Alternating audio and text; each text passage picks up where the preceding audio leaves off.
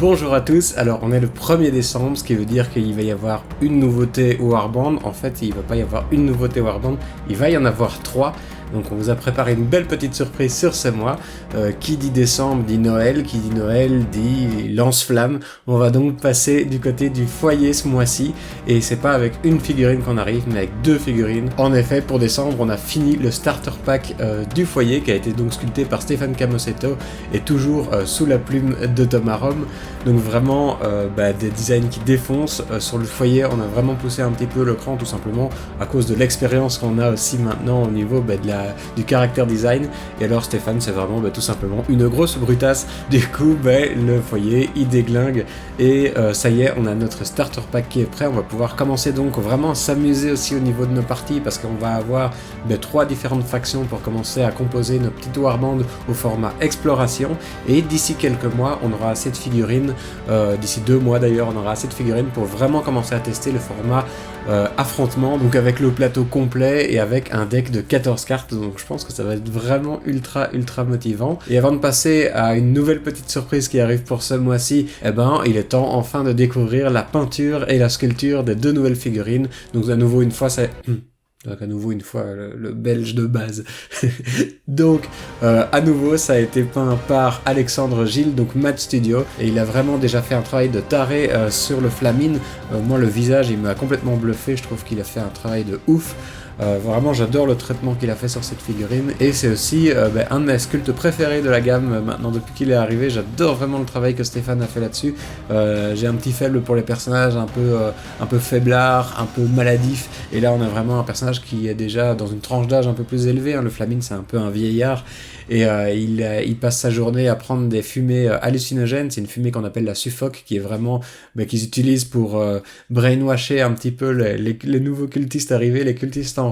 Et à force de prendre ça tous les jours, ça peut détruire un petit peu les conduits. C'est pour ça que le cultiste enrôlé, il a un petit tuyau qui lui arrive dans le cou. C'est parce qu'il est forcé de faire des petites fumigations à la suffoque. Et donc voilà, on a ce personnage qui est vraiment très intéressant, qui va jouer sur la fumée. Donc le foyer, c'est une faction qui tourne aussi autour de la thématique du feu, et ici sur le Flamine, on est dans la thématique de la fumée, parce que pas de feu sans fumée, pas de foyer sans feu, pas de fumée sans foyer. Bref, on s'est compris.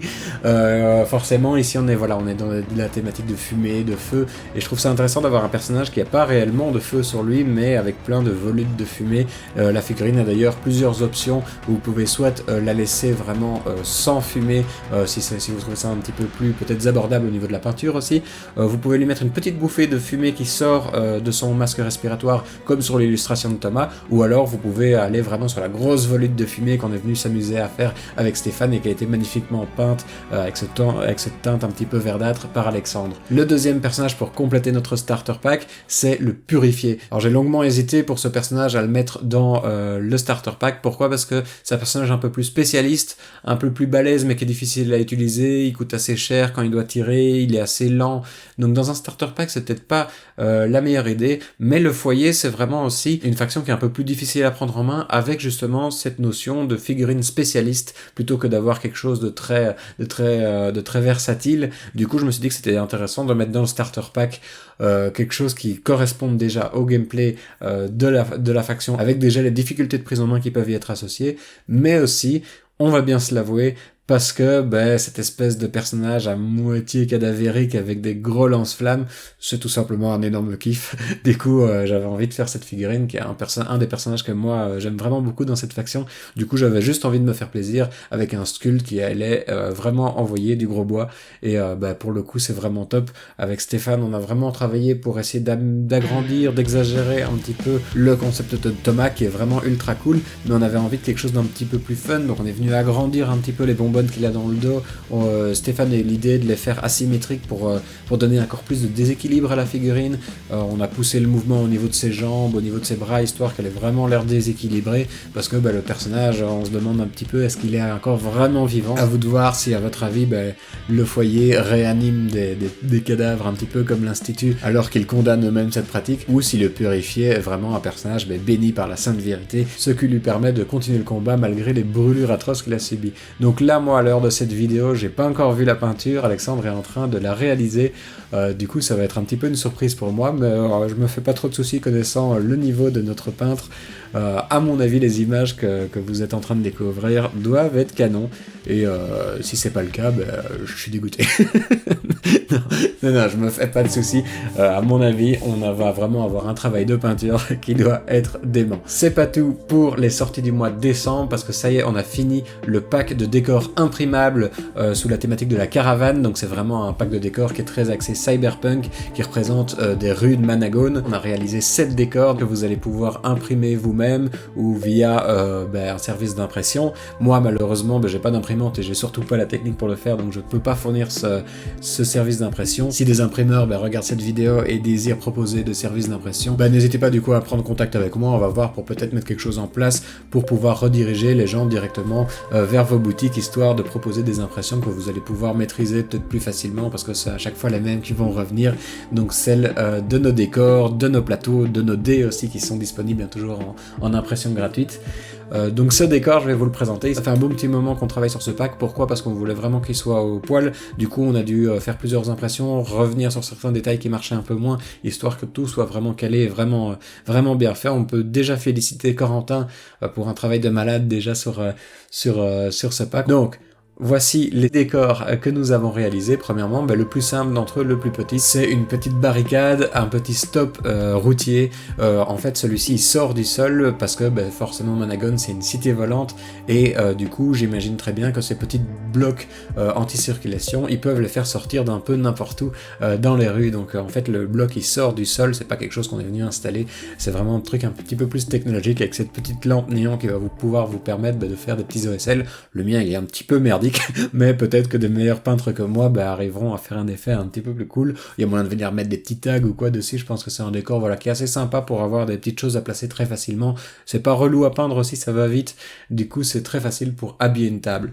Deuxième décor qui, moi, est un de mes préférés du pack, c'est le distributeur. Moi, je l'ai pas en tant que distributeur pharmaceutique. J'ai fait un petit logo de médicaments sur le côté parce que je trouve ça rigolo d'imaginer que dans la société de Managone, on peut avoir des médicaments vraiment en libre circulation comme ça dans la rue, ce qui veut dire que même un enfant pourrait aller acheter des médicaments, ce qui est vraiment pas conseillé, mais dans cette société qui a complètement dérivé, c'est quelque chose que j'imagine bien, les multinationales, les multisarchales d'ailleurs. Bref, les grosses sociétés des arches, je les vois bien vraiment avoir aucun scrupule tant qu'ils font du profit. Du coup, un distributeur de médicaments, c'est quand même vachement plus simple, c'est ouvert jour et nuit, donc voilà, on est dans de l'ultra-capitalisme avec une éthique qui a un petit peu dérivé.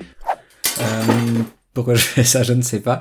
Troisième décor, toujours sur une seule case, c'est une borne de connexion. Je pense que c'est un des premiers décors qu'on a réalisé, avec vraiment une technologie qui est un petit peu difficile à comprendre, avec ces boules qui viennent se mettre un petit peu, on a l'impression qu'elles peuvent monter, descendre sur la colonne, qui est sans doute une espèce de petite technologie des IA.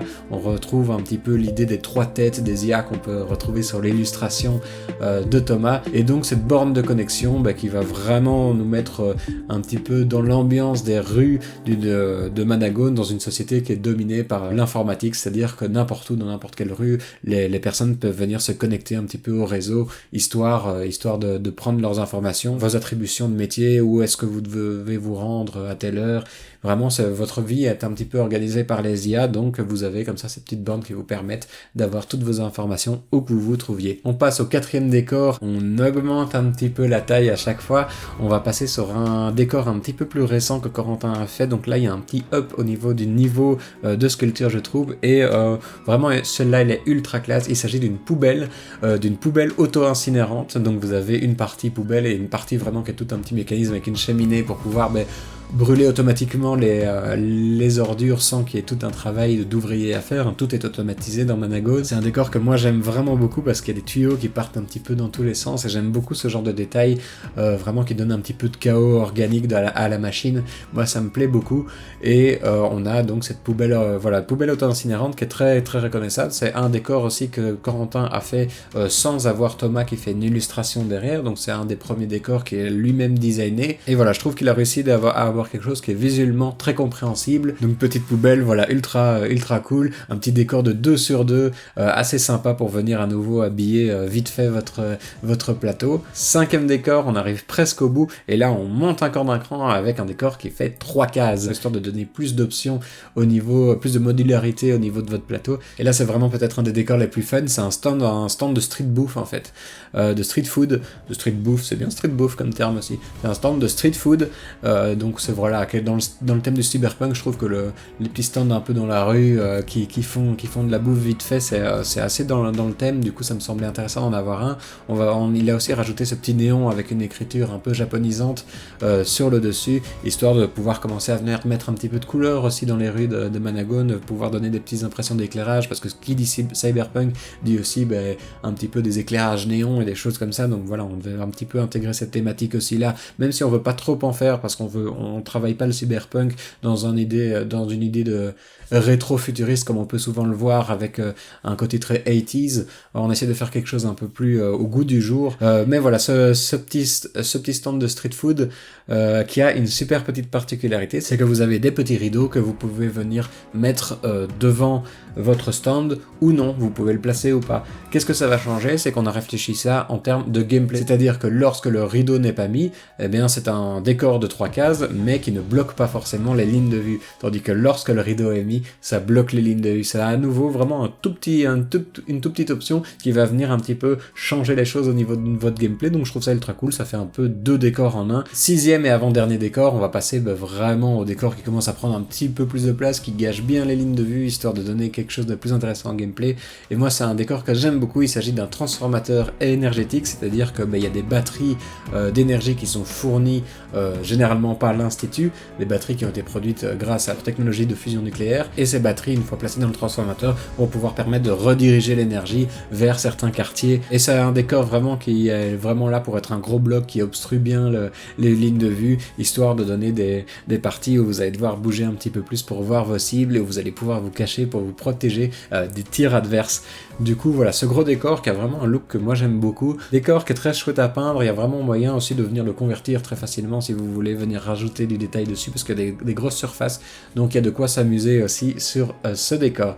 Dernier décor, là on arrive vraiment sur un peu la pièce centrale du plateau. C'est un décor, j'ai pas compté combien de cases il fait, mais un bon petit paquet, et il vous permet vraiment de mettre un gros bloc quelque part sur la table, ou vous pouvez même le faire sortir un petit peu du plateau, histoire de faire une espèce d'entrée de plateau pour une des Warbands. Moi je trouve ça assez amusant de le placer vraiment juste à l'extérieur d'une des cases de départ, comme ça vous avez l'impression que vous avez une des Warbands qui arrive du sous-sol. C'est chouette aussi parce que narrativement ça rajoute un petit côté, ça veut dire qu'il se passe des choses en dessous aussi, donc on imagine un petit peu plus que voilà, on n'est pas sur un plateau, on est sur une cité, qu'il y a des choses en dessous, il y a des choses au-dessus, et une fois qu'on passera au mode exploration, je trouve que ce sera assez cool, ce sera aussi un gros élément qui pourra vraiment être assez directif au niveau du gameplay. Donc voilà, ça fait donc un gros pack de décors avec plein de choses à faire, j'espère que il y en a qui vont vraiment s'éclater avec ça va vous permettre de créer plein de choses. N'hésitez pas bien sûr à en créer de toutes pièces aussi, hein, ça reste un hobby où j'aimerais bien qu'on puisse aussi par la suite mettre un petit peu à l'honneur simplement le craft. Du coup là on est vraiment tout simplement dans une proposition de confort de jeu pour pouvoir jouer rapidement, pour s'équiper avec quelque chose qui va vraiment être très modulable, tout se clipse dans le plateau, donc c'est vraiment ultra pratique, mais n'hésitez pas à faire les vôtres aussi au fur et à mesure. C'est chouette d'avoir un plateau à soi qui soit vraiment au thème de la Warband qu'on fabrique. Voilà, ce pack de décors est bien sûr maintenant disponible sur la boutique. C'est un pack de décors, un STL téléchargeable qui est payant, mais je vais essayer de laisser à un prix vraiment très très bas. En toute honnêteté, au moment où je tourne cette vidéo, je sais pas encore à quel prix je vais le mettre, ça va sans doute s'afficher là ou quelque part par là. Et voilà, du coup, j'espère que toutes ces sorties vous plaisent. On a donc un starter pack du foyer. Je sais qu'il y a beaucoup de joueurs qui attendaient cette faction, du coup, on a été un petit peu plus rapide que prévu. On vous sort le starter pack maintenant et on est donc prêt à pouvoir commencer à faire des petites variations de factions au niveau des playtests. Ça va être ultra cool.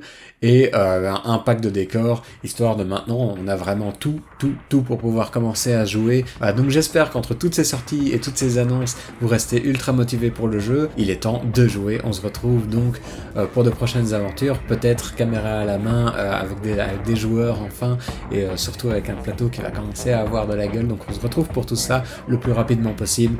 Ciao ciao, à bientôt.